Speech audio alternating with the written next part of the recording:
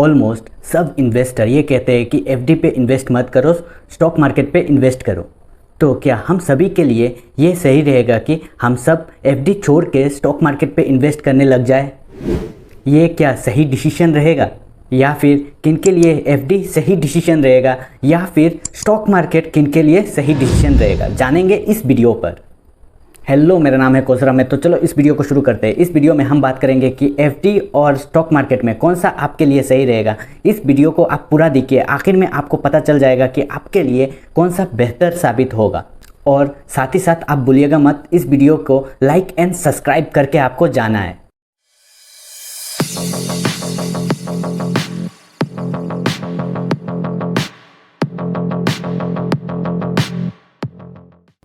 तो पहले आपके मन में यह पहले ही सवाल आ रहा होगा कि हम स्टॉक मार्केट और एफडी को क्यों कंपेयर कर रहे हैं। एक चीज़ आप ध्यान पे रखिए, स्टॉक मार्केट और एफडी दोनों ही एक इन्वेस्टिंग प्लेटफॉर्म है। हम जब भी जाते हैं या फिर जब भी इन्वेस्टिंग करने के बारे में सोचते हैं तो हम ये सोचते हैं कि क्या हम अपना पूरा पैसा एफडी में छोड़ दें या फिर हम स्टॉक मार्केट पे इन्वेस्ट कर दें। इसलिए हमें ये जानना बहुत ही ज़्यादा ज़रूरी है कि इन दोनों के बीच में क्या अंतर है, क्या डिफरेंस है, ताकि हम अच्छे से डिसाइड कर सकते हैं हम किस पे इन्वेस्ट करें, कौन सा हमारे लिए बेहतर साबित होगा। क्योंकि हर किसी के लिए ये इन्वेस्टिंग स्ट्रेटेजी जो होते हैं सबके लिए एक अलग अलग रहते हैं। तो आज हम इस वीडियो में 7 पॉइंट्स में हम डिस्कस करेंगे कौन सा आपके लिए बेहतर साबित होगा। एफडी एक ऐसा तरीका है जिससे हम इन्वेस्टमेंट करते हैं और वो पैसा किसी जैसे बैंक पे या फिर किसी फाइनेंशियल इंस्टीट्यूट पे, ये सब में हम एक एफडी करके पैसा रख सकते हैं। और वो पैसा एक टाइम पीरियड के लिए हम रखते हैं, जैसे 5 साल या फिर 10 साल, इतना समय के लिए या फिर उससे भी ज़्यादा हो सकता है। उतना टाइम के लिए हम फिक्स डिपॉजिट करके रखते हैं और वो पैसा फिक्स्ड इंटरेस्ट रेट पे रहता है और उस पैसे पे रिस्क एकदम ही कम रहता है। तो ये सुनने में तो बहुत अच्छा लग रहा है और हमारा पैसा भी बहुत ही सेफ रहेगा, साथ ही साथ हमारा पैसे पे इंटरेस्ट भी मिलेगा। तो अब हम जानते हैं कि एफडी पे लिमिटेशन क्या है। एफडी पे सबसे बड़ा जो लिमिटेशन है वो है कि हमारा जो इंटरेस्ट रेट है वो फिक्स रहता है और जो इंटरेस्ट रेट है वो काफ़ी कम रहता है स्टॉक मार्केट के रिटर्न के हिसाब से। और जनरली ये दिखा गया है कि आप खुद ही एक बार चेक कर लो, जो स्टॉक मार्केट आपको जो रिटर्न निकाल के देगा वो काफ़ी ज़्यादा रहता है एफडी के रिटर्न के हिसाब से। तो यहाँ से थर्ड पॉइंट आता है इन्फ्लेशन। एफडी जो रिटर्न देता है हमें 5% या फिर 6%, 6% तो बहुत ही रेयर केस में हमें मिलता है। तो एफडी जो रिटर्न देता है वो इन्फ्लेशन जिस रेट से हो रहा है अभी उससे भी कम रहता है। तो इसीलिए अगर आप एफडी पे इन्वेस्ट कर रहे हो, एफडी पे आप पैसा रख रहे हो, एट द एंड आखिर में आपका पैसा उल्टा कम ही जाएगा। इन्फ्लेशन को आप अगर काउंट पे रखोगे तो आपका पैसा कम ही होगा, आपका पैसा बढ़ेगा नहीं। तो यहाँ आता है फोर्थ पॉइंट, लिक्विडिटी। एफडी पे आपको इतना फ्रीडम नहीं मिलता। अगर आपने 4 साल या फिर 5 साल के लिए एफडी करवा लिया और आपने वो अमाउंट पे भी कर लिया तो क्या होगा कि इस बीच आपको पैसे की ज़रूरत है तो आपका वो पैसा मिलेगा और साथ ही साथ आपको उस पर कुछ अमाउंट फ़ाइन भी पे करना होगा। वो फ्रीडम आपको नहीं मिलता है एफडी पे, क्योंकि आप जब एफडी करवाते हो तो जो टाइम पीरियड के लिए आप एफडी कर रहे हो वो टाइम पीरियड के लिए आपका पैसा लॉक हो जाएगा वहाँ। तो 5वां point, risk and diversify.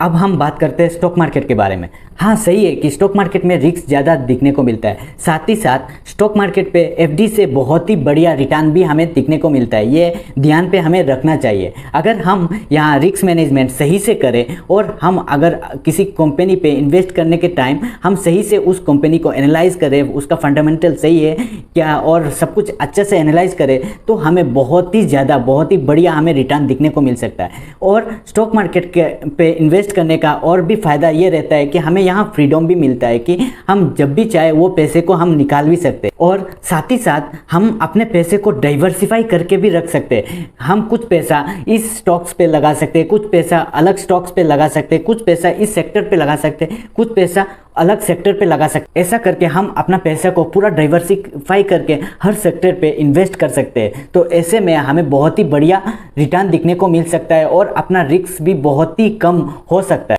6th, long term growth and dividend.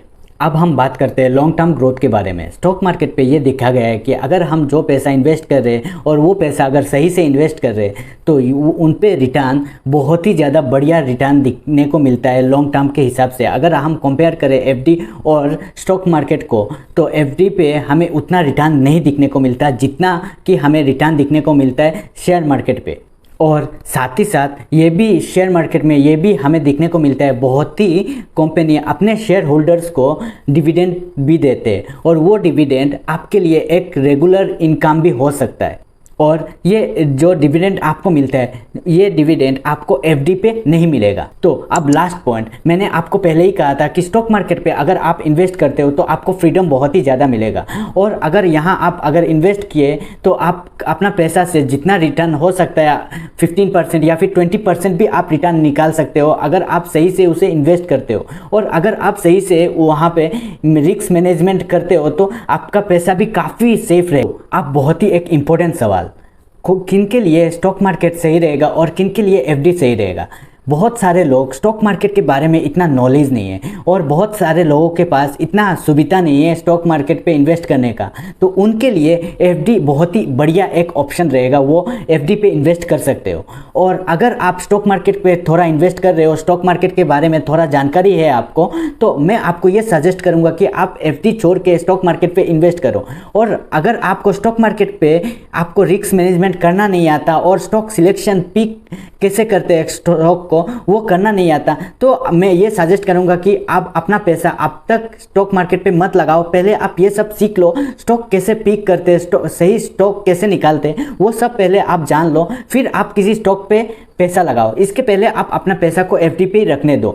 जब आपको पूरा पता चल जाएगा कि शेयर कैसे हम पिक कर लेते, सही शेयर हम कैसे ढूंढते हैं और अपना पैसा को रिस्क मैनेजमेंट रिस्क फ्री कैसे बनाते हैं, तभी आप स्टॉक मार्केट पे पैसा लगाओ, तभी आपको अच्छा खासा रिटर्न दिखने को मिल सकता है। तो मैं फिर से आपको एक बार बता देता हूँ कि आप किसी से सुन के या फिर किसी से पूछ के कोई इन्वेस्टमेंट कर रहे हो तो प्लीज़ खुद से एक बार रिसर्च कर लो, वो एनालाइज कर लो वो स्टॉक्स को, इसके बाद ही आप इन्वेस्टमेंट करने जाओ। तो अब मुझे लगता है ये वीडियो को एंड करता हूँ, काफ़ी लंबा हो गया होगा। अगर आपको इस वीडियो में कुछ नॉलेजेबल इन्फॉर्मेशन मिला तो प्लीज़ इस वीडियो को लाइक कीजिए, सब्सक्राइब कीजिए और अपने दोस्तों को शेयर कीजिए। Thank you.